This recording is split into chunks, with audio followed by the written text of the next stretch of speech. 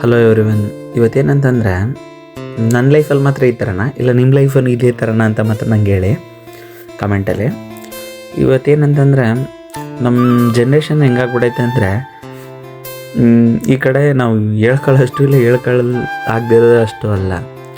ಒಂದು ಕಡೆ ಇಷ್ಟಪಟ್ಟಿದ್ದನ್ನ ಓದೋಕ್ಕಾಗಲಿಲ್ಲ, ಈ ಕಡೆ ಕಷ್ಟಪಟ್ಟು ಕೆಲಸ ಮಾಡೋಕ್ಕಾಗ್ತಿಲ್ಲ, ಒಂಥರ ಪೀಸ್ ಅನ್ನಿಸ್ತಿಲ್ಲ, ಕೆಲ್ಸಕ್ಕೆ ಹೋಗಬೇಕು ಅನ್ನಿಸ್ತಿಲ್ಲ, ಬಟ್ ಮಾಡೋ ಕೆಲಸ ಸ್ಯಾಟಿಸ್ಫ್ಯಾಕ್ಷನ್ ಆಗಿಲ್ಲ.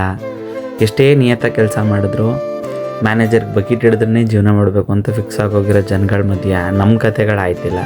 ಈ ಕಡೆ ನಿಯತ್ತು ಅನ್ನೋ ಒಂದು ರಿವೈವರಲ್ಲಿ ಯಾರಿಗೂ ಒಂದು ಮಾತು ಹೇಳೋಂಗೂ ಇಲ್ಲ, ಬಿಡೋಂಗೂ ಇಲ್ಲ.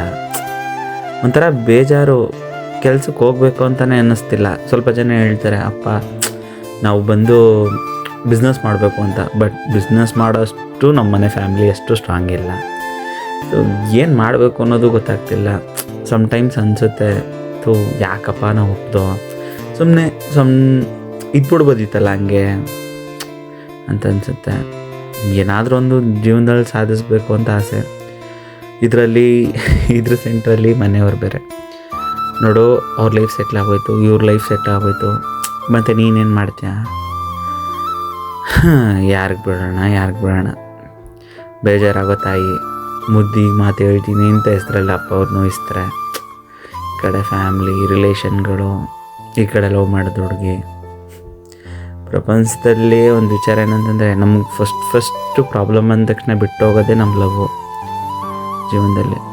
ಸೊ ನಾವು ಏನು ಮಾಡಬೇಕು, ನಾವು ಮಿಡಲ್ ಕ್ಲಾಸವರು ಅದಂತೂ ದೇವರಣೆ ಗೊತ್ತಿಲ್ಲ.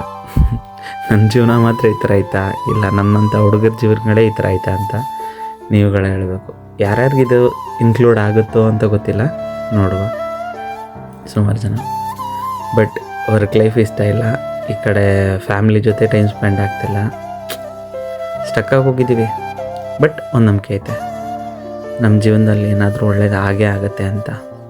ಸೊ ನಾವು ಕಾಯ್ತಾ ಇದ್ದೀವಿ ಆ ಒಳ್ಳೆತನ ಒಳ್ಳೆಯದಾಗೋದು, ಒಳ್ಳೆಯದಾಗೇ ಆಗುತ್ತೆ ಅಂತ. ದೇವ್ರ ಮೇಲೆ ನಂಬಿಕೆ ಇಟ್ಟೋಣ. Thank you for watching.